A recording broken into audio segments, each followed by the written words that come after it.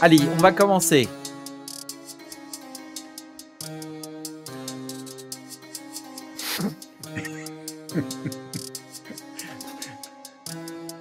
Abonne-toi, like, mets un commentaire.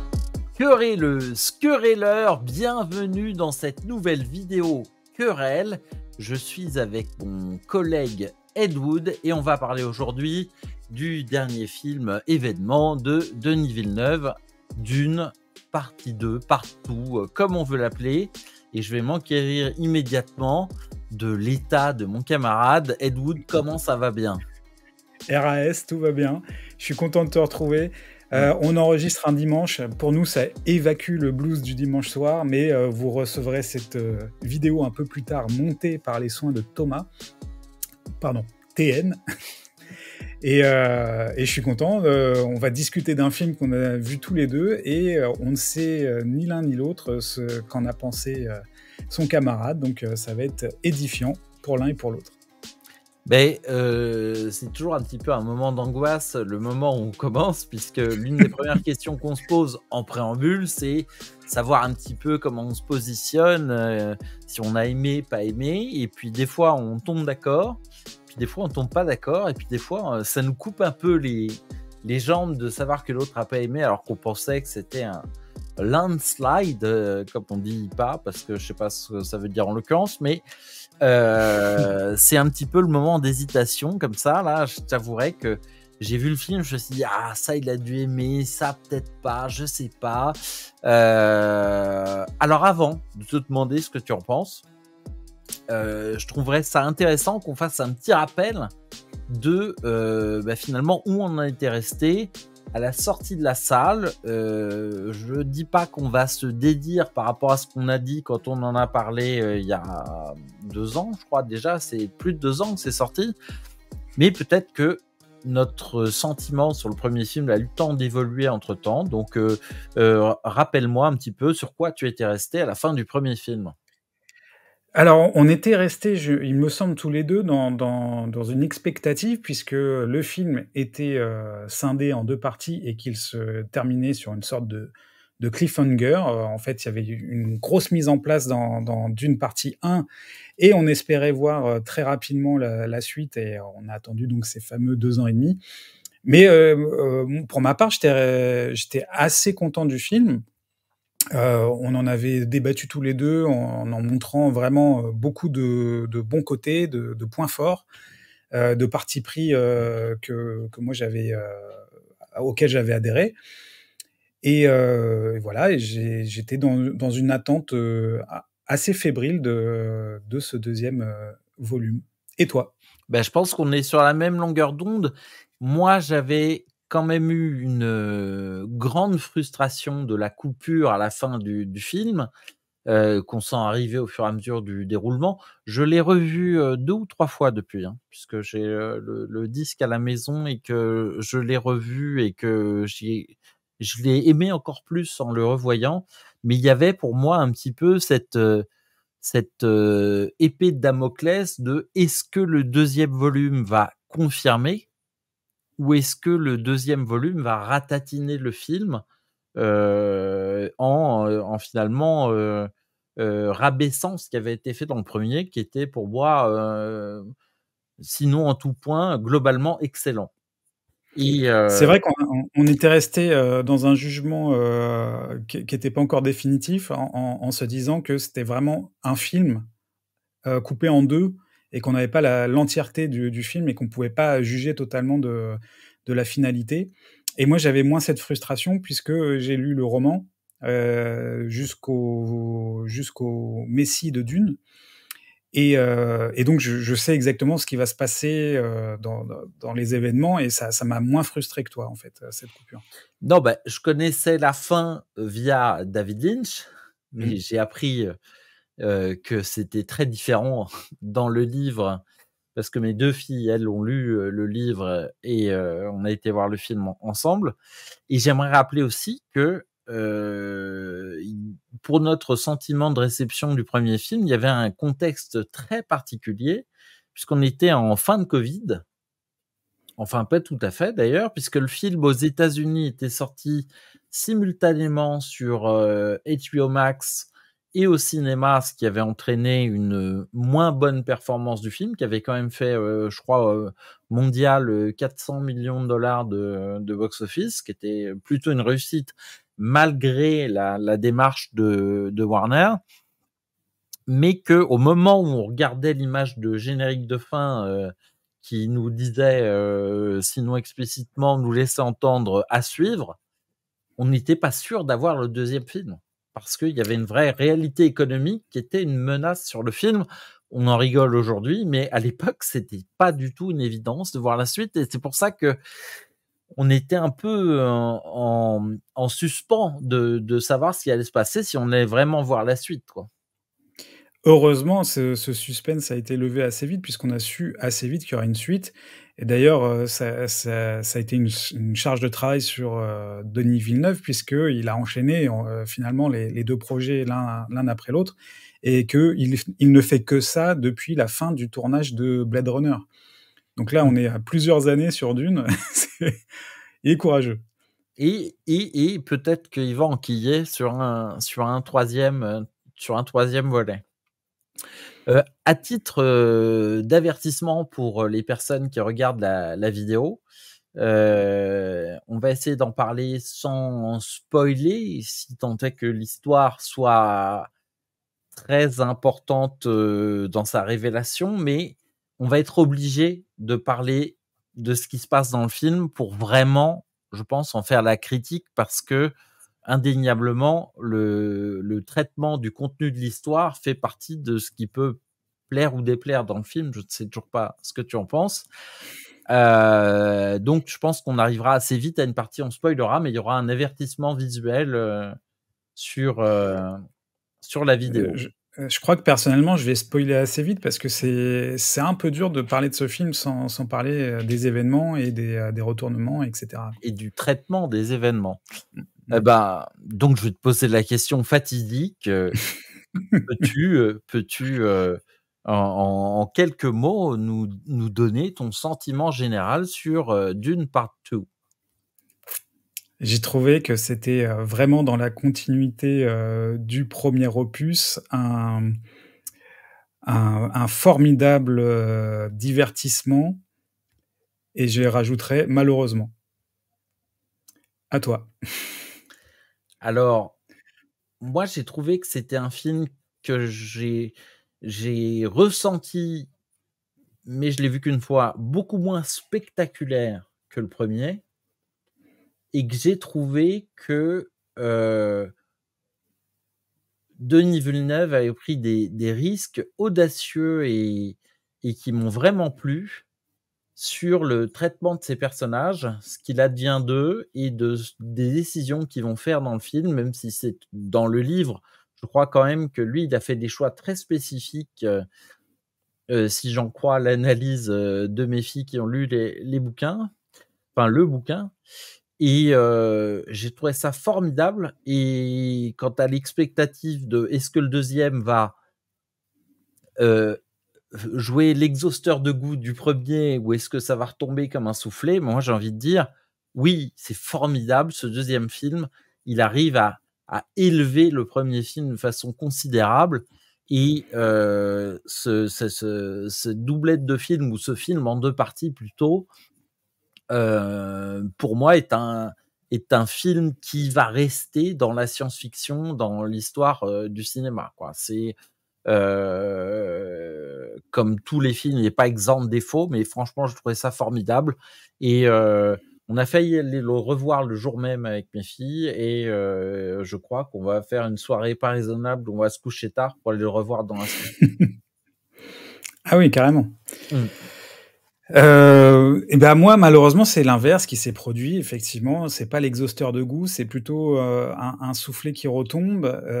Et contrairement à toi, je trouve que les choix, certes audacieux de Denis Villeneuve, sont à chaque fois de mauvais choix, et que ça ne, justement, ça ne fait pas la bascule pour devenir quelque chose qui va rester dans la science-fiction filmée.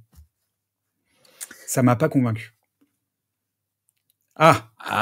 Non, mais je comprends. Je peux comprendre. Non, mais c'est intéressant. Je vois d'où tu parles. Mais par exemple, je vais te poser une question sans spoiler, puisqu'on est toujours dans la partie où on ne doit rien révéler. Mais malgré tout, j'ai entendu des commentaires qui disaient que la fin du film appelait à une suite, à la suite.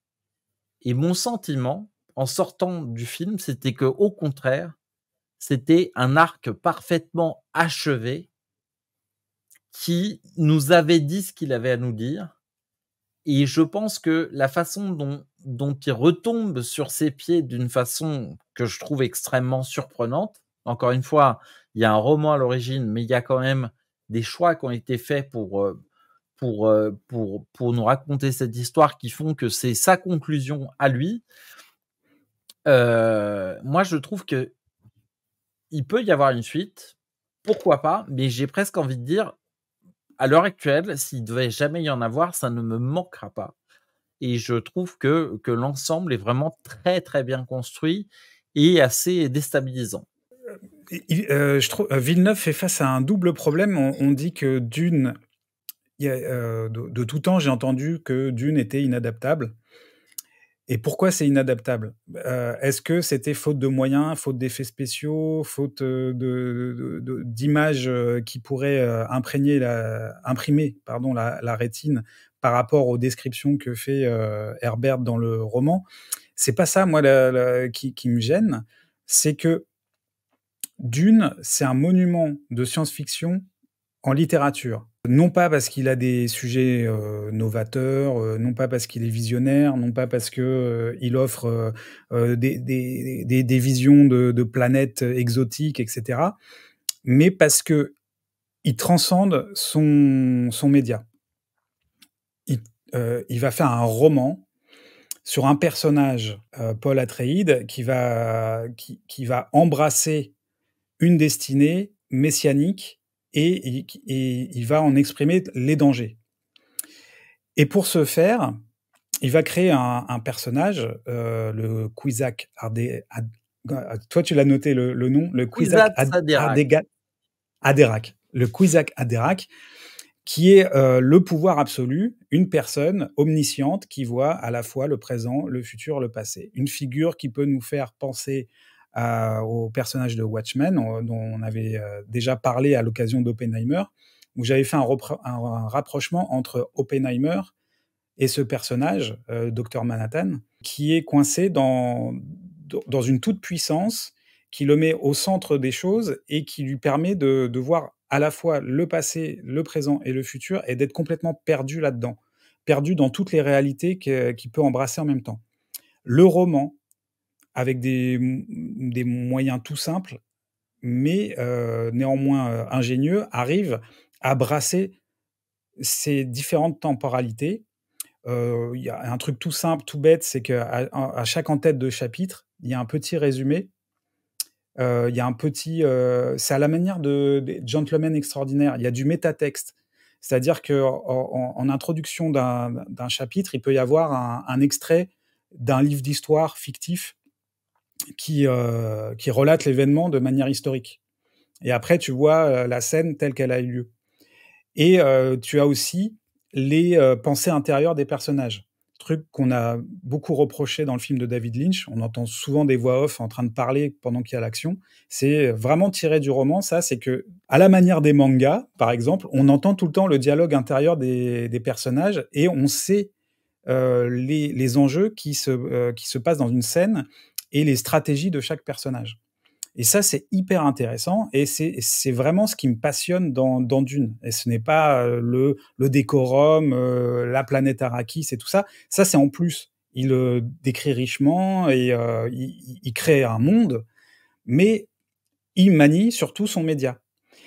La transposition chez Villeneuve ne parvient pas à transcender le média cinéma. Et pour moi, c'est juste un film décoratif qui va prendre justement toute l'essence décorative des romans sans en prendre vraiment la mécanique la subtilité et le moyen de transcender le médium, quoi.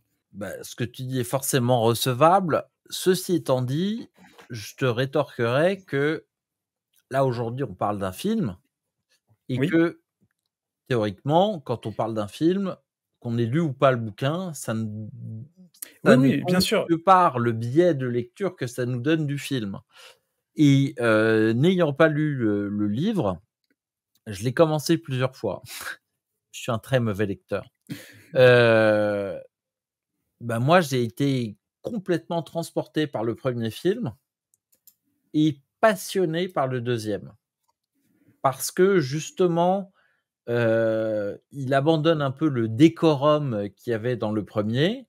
Alors il y a ces voix off, mais il utilise des stratagèmes pour que ce soit pas des purs voice-over, comme dans un film noir. Il y a aussi des visions qui sont, je trouve, assez bien conçues. Il y a des choix pour, comment est-ce que la mère, parle avec son fœtus, qui sont aussi, je trouve assez doués et ensuite je pense quand même qu'il s'approprie le roman pour en faire son film et que le film, je crois qu'on va devoir, spoiler bientôt, hein, mais, le On le l'a déjà le un peu film fait, véritablement, réussit à donner quelque chose qui est à la fois plaisant à regarder comme un spectacle, comme un divertissement. C'est peut-être une limite, mais il n'en reste pas moins que c'est un super divertissement et en même temps, poser, des enjeux qui, étaient peut-être vrais à l'époque, où Frank Herbert a écrit le bouquin, mais qui sont toujours vrais aujourd'hui sur les hommes providentiels et sur, les vertus qu'on leur attribue et peut-être, au côté, magique ou en tout cas surnaturel de ce qu'ils sont et en réalité de ce qu'ils ne sont pas forcément ou en partie seulement. Quand j'ai commencé ma phrase, j'ai dit: «Il est face à une double difficulté». Donc la première difficulté, c'était l'adaptation Ouais, et la deuxième difficulté, c'est que Dune est un roman qui n'a pas encore été adapté, à sa juste, valeur, mais qui a été, amplement pillé par toute la science-fiction, cinématographique, des, 40 dernières années ou 45 dernières années. Et effectivement, tout ce que tu dis, on l'a vu auparavant dans d'autres films où ils sont allés piocher, bah, je sais pas, Dark Vador dans Star Wars, tu as, Game of Thrones, les jeux de pouvoir et tout ça. Donc ça a été pillé déjà par, Martin et puis après on le retrouve dans les séries. Il y a plein d'éléments de ce roman, riche qui ont été pillés et quand on tente de les réadapter et d'aller à l'origine de ce qu'était l'histoire, on a l'impression de déjà vu et je trouve qu'il n'a pas réussi à aller dans l'épure, des sentiments que peuvent susciter le roman, en fait. alors je peux pas, encore une fois, contester, j'ai pas le livre en appui, mais Je en suis revanche incontestable, je suis inéluctable. oui, sans doute. Néanmoins, j'aurais quand même tendance à prendre un peu de recul par rapport au livre justement et de dire, voilà, si on Oui, parle de science-fiction et de films de science-fiction, on a, une œuvre qui est formellement sidérante, avec des choix esthétiques qui sont ceux de Villeneuve depuis toujours, enfin depuis, l'époque moderne de Villeneuve. Je veux dire, je vais pas compter ses films, canadiens où, il va dans une esthétique qui est très froide, ce qui est paradoxal, pour, Dune, mais qui est très, clinique. Il réussit à garder son style et à l'appliquer à, ce qui aurait pu devenir de la fantasy fiction, comme, les Star Wars et compagnie. Il a décidé lui de s'en distancer, ou en tout cas il l'a fait comme il sait faire, comme il a envie de faire et le spectacle offert vraiment de ce côté-là, est assez exceptionnel et je dirais que, ben, moi qui adore la science-fiction depuis que je suis tout petit, j'ai l'impression d'avoir attendu ce film pendant des années. parce que elles sont trop rares les opportunités qu'on a de voir un film aussi fort, aussi beau, aussi profond, puisqu'on a beaucoup de films de science-fiction qui se contentent d'essayer, avec plus ou moins de talent, de recycler ce que Star Wars nous avait fourni, et de ce qui a abreuvé les rêves de nos enfances et de notre jeunesse. Et alors que là, lui, vraiment, il crée une œuvre, alors pas si originale que ça, mais ce que j'ai trouvé vraiment avec ce film, c'est que autant le premier, avec ces points de suspension, voilà, il y avait un peu la question de oui, je vais sauter de cet avion, mais est-ce que mon parachute va s'ouvrir? Autant le deuxième film, pour moi, est vraiment très fort dans cette confirmation et surtout, avec ce deuxième film, je pouvais dire à la fin du premier oui, mais dans Lynch, il y a ça que j'aime mieux, etc. Alors que là, je trouve que le film de Lynch, bon, on rappelle que Lynch, lui, a désavoué le film, hein, qui a même été à une époque édité avec Alan Smithy au générique, dans certaines versions. Là, il se prend une fessée déculottée. Il y a vraiment une conclusion où on ne sait pas si Lynch s'est fait torturer par les producteurs de l'époque, Dino De Laurentiis, pour faire cette fin qui était la fin du film Dune de David Lynch, ou si lui-même il s'était dit bon bah je vais finir comme ça parce que de toute façon il n'y aura jamais de suite et qu'il faut limite un happy end ou quelque chose qui mène à une espèce qui soit pas une fin ouverte, quoi. Oui, il y avait chez Lynch, il y avait alors je sais pas si ça vient effectivement des producteurs ou de Lynch lui-même, je pense pas que ça vienne de Lynch, mais il y avait une volonté de ne pas comprendre, la portée, comment dire? La portée critique de la fin. Puisque l'histoire, en fait, de Dune, c'est la naissance d'un tyran. C'est comment on devient tyran et avec quel outil on parvient à asseoir, sa tyrannie. C'était pas du tout compris dans le film de Lynch puisque, on se contente justement d'embrasser, la structure, classique du récit avec, un élu qui va sauver un peuple. C'est ce qui est réussi dans le film de Villeneuve, c'est, de bien avoir suivi cette thématique qui est à l'œuvre dans le roman de Dune, qui a pu être, mal interprétée dans un premier temps par les lecteurs, qui peuvent, considérer, Paul Atreides comme un héros classique, quoi. Mais il y a plus aucun doute quand tu lis le troisième, quoi, le Messie de Dune, qui est vraiment, un épilogue à Dune et qui, montre le résultat de cette, trop résistible ascension d'un être tyrannique, quoi. Je te propose, parce qu'on est en train de commencer à tourner autour du pot, Oui. de rentrer, la signalétique en vigueur sera opérationnelle sur la vidéo dans une partie spoiler, dans laquelle on va parler de la suite du récit et de ce qui constitue des choix de Villeneuve ou qui est de la pure adaptation.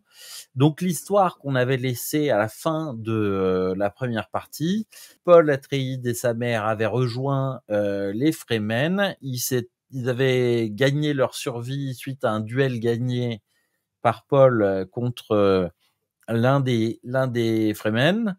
Et dans ce film, on le voit évoluer chez les Fremen, où il y a un travail de fond qui a été fait par les Bene Gesserit pour faire courir le bruit qu'un messie allait faire son apparition. Et cette prophétie est accompagnée de multiples allégations qui, comme souvent dans ce genre de situation, on imagine qu'il y a 500 allégations qui sont faites et il suffit qu'il y en ait 5-6 qui soient confirmées par hasard ou dans ce qui se passe, font que un certain nombre de Fremen sont convaincus que Paul Atreides est ce messie et qui vont forcer finalement son intégration dans la population Fremen. Il va d'ailleurs adopter un nom. Alors, il en a plusieurs, hein, puisque il a un nom Fremen qui est Uzul. Il a un nom de guerre qui est Muad'Dib, qui est celui de la petite souris du désert, qu'on connaît bien à Querelle, et à qui on donne des vertus d'astuce, d'intelligence, opiniâtre, etc. Les Bene Gesserit parlent, elles, du Kwisatz Haderach, et les croyants du sud des Fremen, de la partie sud de la planète qui est inhospitalière et qui fait très peur aux Harkonnen qui n'y mettent jamais les pieds, mais les Fremen y habitent là-bas massivement, l'appellent Lisan al-Gaïb, la voix venue d'ailleurs. Donc, finalement, l'étranger qui parle avec une voix qui arrive à convaincre les personnes. Et c'est donc le Mahdi, le Messie. D'un premier abord, Paul et sa mère se disent on va peut-être jouer là-dessus pour assurer notre survie, parce qu'il est question de les jeter au désert, parce qu'ils prennent des ressources et des étrangers, peut-être des espions. Et puis, il va utiliser ça pour forcer son intégration. Il va apprendre les us et coutumes des Fremen et participer avec eux à une forme de résistance en guérilla contre les Harkonnen qui continuent à exploiter l'épice, mais qui lancent aussi des expéditions militaires contre les Fremen, avec des succès qui vont encourager la suite. Et au cours de plusieurs étapes, il va finalement acquérir ce statut auprès de tous les Fremen, parce qu'il y a un attentat très sérieux lorsque les Harkonnen envoient Fate, le deuxième neveu du baron Harkonnen, pour reprendre en main la planète, puisque l'exploitation de l'épice est en train de déconner plein tube. Il y a donc des refuges Fremen qui sont détruits, et à ce moment-là, tous les Fremen se lient derrière Paul, qui devient ce leader charismatique, qui va à l'aide des vers géants qu'il chevauche, mais aussi de l'arsenal atomique que lui ont laissé ses parents, enfin que lui a laissé son père, vaincre les Harkonnen et attirer l'empereur. Dans ça c'est un peu long, mais l'histoire est complexe. Hein. J'ai l'impression que je suis sur le livre audio là. Et donc l'empereur et les Harkonnen sont présents quand la ville principale d'Arrakis est prise. Et là, il y a une espèce d'ultimatum qui est lancé aux autres duchés et autres royaumes pour faire allégeance à Muad'Dib Paul Atreides comme empereur. Et finalement, ça ne se passe pas. Et donc, la fin du film, c'est la guerre continue. Là-dessus, parce que j'ai fait un résumé très long et je vais continuer un petit peu mon tunnel, ce qui est très intéressant, c'est que pendant tout le premier film, on est avec Paul. Pendant la première partie du deuxième film, on est là. Oui, bon, il est malin, il joue sa survie et peut-être qu'il va réussir à contrecarrer les Harkonnen comme ça et à libérer finalement.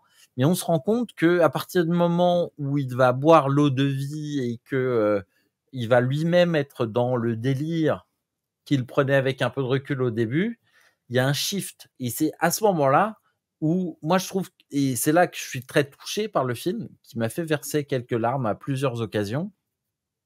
Finalement, on ne suit plus Paul, qui devient un personnage complètement froid, clinique, fou, étranger, et on se prend de passion pour Chani, la jeune Fremen interprétée par Zendaya, qui devient le personnage auquel on se raccroche et qui assiste impuissante à ce que Muad'Dib devienne ce foudre de guerre qui, alors qu'il a gagné à la fin, quand son bluff ne marche pas, dit c'est pas grave, on va gagner le paradis vert pour les Fremen, c'est-à-dire la possibilité d'avoir des arbres et de la verdure sur Dune.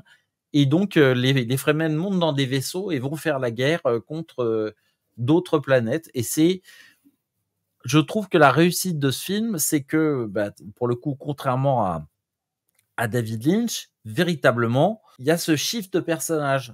Paul devient tout d'un coup quelqu'un de distant pour lequel on a de la crainte, voire de la haine. Et Chani, on est vraiment avec elle comme, mais c'est pas vrai, tout le monde est aveuglé, tout le monde se trompe, tout le monde va dans la même direction. Et la fin du film est extrêmement noire. Et c'est pour ça que je disais tout à l'heure, peut-être que si on attend le 3e film, on se trompe, parce que moi, j'ai pas lu le bouquin, mais j'ai pas du tout l'impression que Paul va se réveiller et que ça va être la fête du slip, quoi. C'est vraiment, il a tout gâché, quoi. C'est-à-dire qu'il avait l'opportunité mais il s'est lui-même mis dans une direction et dans une voie qu'il ne peut pas relâcher. Et je trouve ça formidable que le film, plutôt que de se dire ah ouais, je vais faire une baston finale qui va durer 3/4 d'heure à la fin du film, qui va être spectaculaire, etc. Il insiste sur ça et sur Chani, et qui est vraiment le personnage pour lequel on a les larmes aux yeux à la fin du film. Oui, alors tout ça, ça me fait penser à des techniques de tragédie qu'on a pu voir chez Racine, Corneille, etc. Des peintres. Non, non, non, non. Comment dire, des techniques théâtrales avec tout ce qui est autour de la destinée, du destin. Et c'est vrai que c'est un personnage très intéressant, Paul, puisqu'il peut voir son destin. Et moi, j'avais appris dans les cours de littérature que un être devient monstrueux, inhumain, à partir du moment où il s'abandonne à son destin, où il abandonne son libre arbitre. Et finalement, c'est ce qu'il fait, puisqu'il voit, à la manière de comment il s'appelle, de Doctor Strange dans les Marvel, il voit la fine route qui est à suivre pour que les choses finissent bien, mais c'est comme tu dis, à la fin, il dit bah tant pis, on fait la guerre, quoi. Et donc c'est là où il abandonne toute son humanité. Tout ça, c'est très intéressant. C'est déjà dans le roman, et je ne vois pas en quoi le film le transcende, en fait. Je trouve que c'est assez mal fait, assez mal réalisé. J'ai eu un ennui assez profond à partir de les 20 premières minutes, parce qu'il y a une manière de filmer. Bizarrement, les gens ont trouvé le premier plus ennuyeux, parce que c'était très posé. On installait les familles, c'était tout en plan fixe, ou des longs panoramiques, enfin voilà, c'était assez lent. Et là, enfin, il y a de l'action, il alterne des plans et tout, mais je trouve que c'est au détriment du récit. Il adopte des alternances de plans très larges et de plans très rapprochés, qui rendent assez confuses les scènes d'action, je trouve. On part de très large et tout à coup on est très rapproché, on ne sait pas trop ce qui se passe dans l'action. Je trouve que c'est pas très lisible, et c'est également peu lisible en matière de continuité de l'histoire. On ne sait pas trop où sont les ellipses. Parfois il y a des ellipses temporelles qui sont assez logiques. Je sais pas, un jour qui alterne avec une nuit, etc. Et d'autres moments, j'ai l'impression qu'il y a une ellipse au sein même, une ellipse temporelle assez grande au sein même d'une scène, entre deux plans. Il y a des moments où j'ai eu des sensations de training montage. Enfin, je sais plus comment on dit là. Comment tu prononces, toi? Non, mais je vois très bien ce que tu veux dire. Ce montage, les trucs on voit les trucs de héros Rocky qui s'équipe ou qui va oui, voilà. comme dans Rocky. Mais sur un temps très long, sur un temps très très long, avec des ellipses assez aléatoires, quoi. Et je pense qu'il est pas manchot et qu'il a une idée derrière la tête quand il fait ça, mais moi ça me perturbe, et ses choix audacieux ne m'ont pas entraîné avec lui. Bah écoute, comme d'habitude, hein, je vais pas essayer de te convaincre. En revanche, j'aimerais quand même te faire admettre que par rapport au potentiel de Dune, peut-être que tu trouves qu'il a raté le coche, mais si tu te poses sur les films de science-fiction que tu as vus ces dernières années, est-ce que c'est pas quand même un film qui a une certaine ambition et une certaine réussite? Oui, c'est donc en abscisse, tu mets l'ambition et en ordonnée, tu mets la réussite et on a, Le JF Pritchard est de retour. Non, moi, je m'en fous ce que je veux, c'est être emporté par l'histoire, emporté par les personnages. Heu, je sais pas. Mais est-ce que c'était pas une mission impossible pour Denis Villeneuve de faire ça? Moi, par exemple, je me souviens que je faisais partie de ceux qui, quand Le Seigneur des Anneaux est arrivé au cinéma, j'ai été extrêmement déçu. Parce que j'avais lu les romans et que les romans m'avaient fait vivre des émotions. L'histoire se passait sur des années et des années. Et en regardant le film, et en particulier la version cinéma, qui était des films relativement courts par rapport à ce qu'ils ont pu avoir comme version ensuite, on avait l'impression que tout se passait en quelques semaines.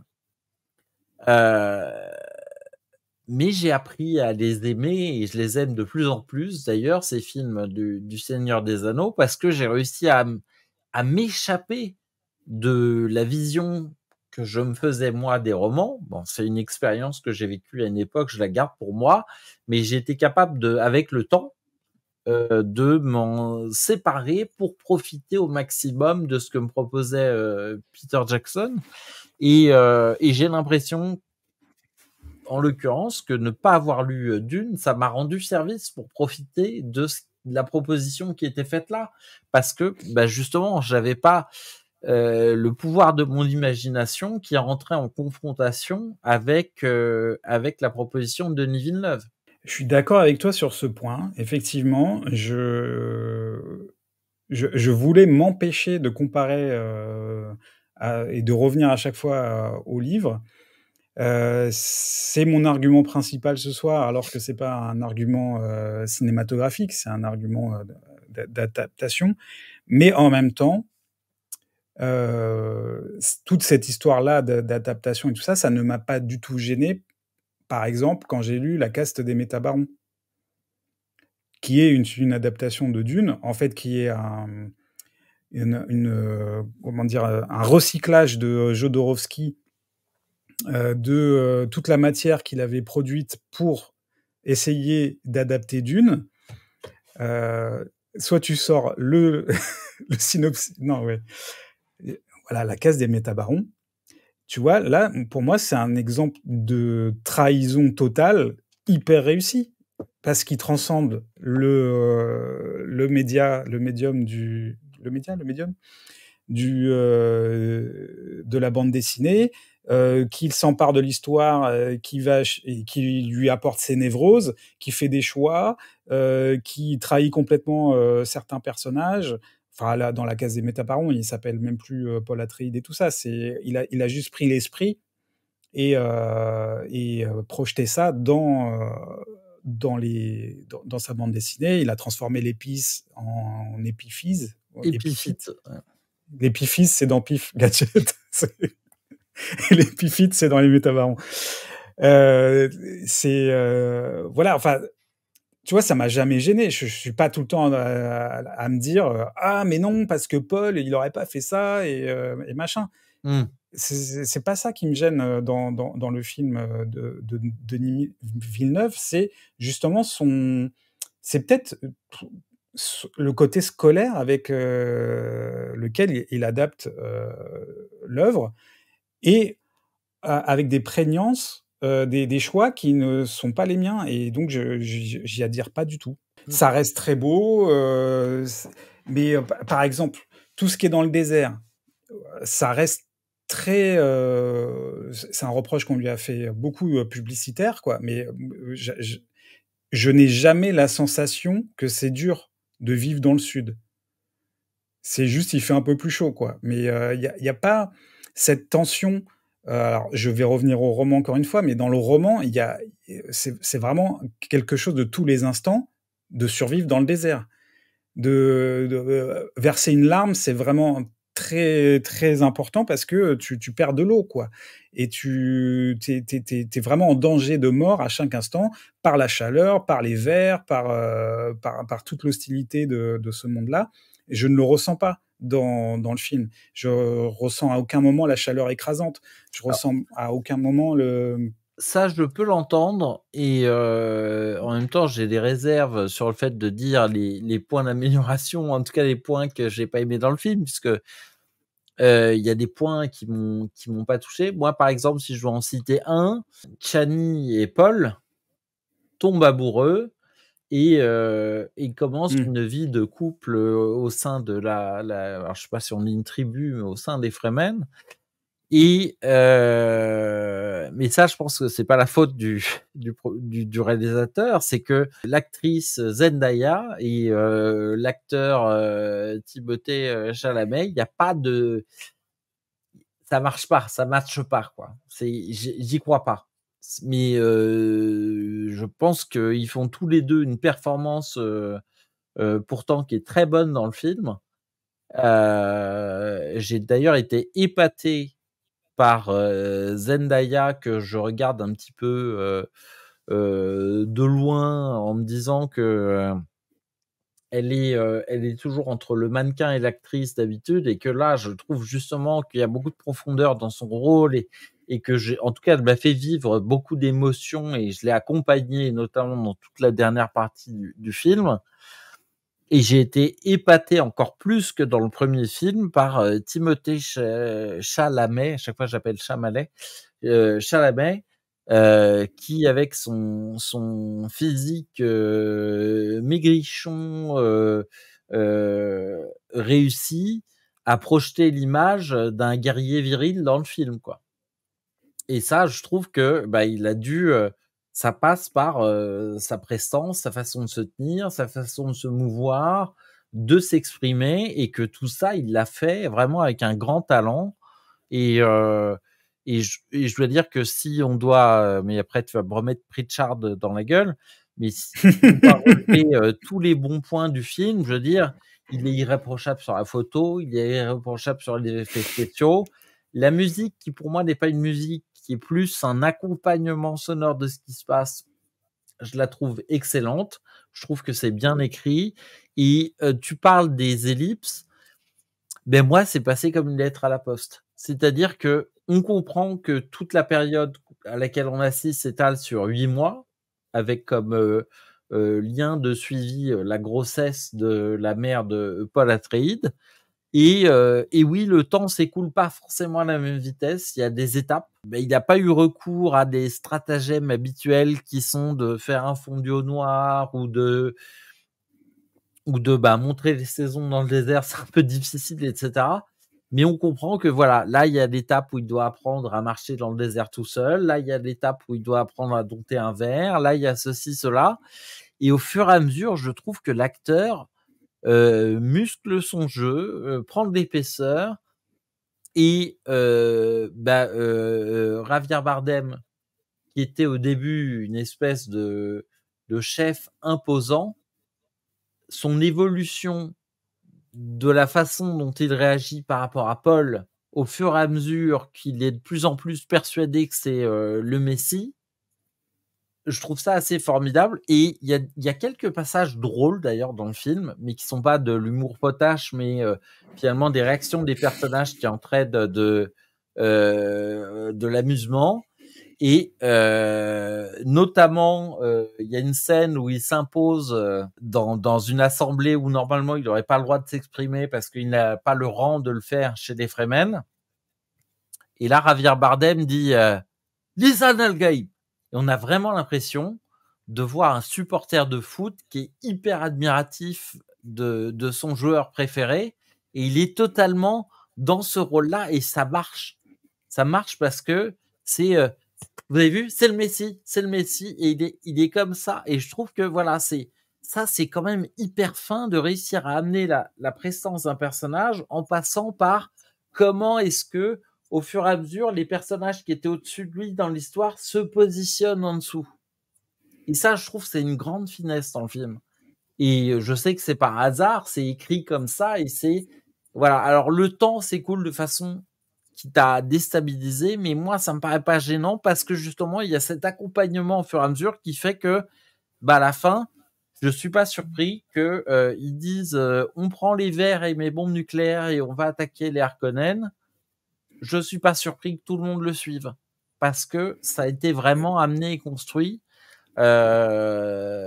Alors, on pourrait presque dire que oui, peut-être qu'il y a une version longue qui sommeille cachée quelque part de ce film. Ça me surprendrait pas.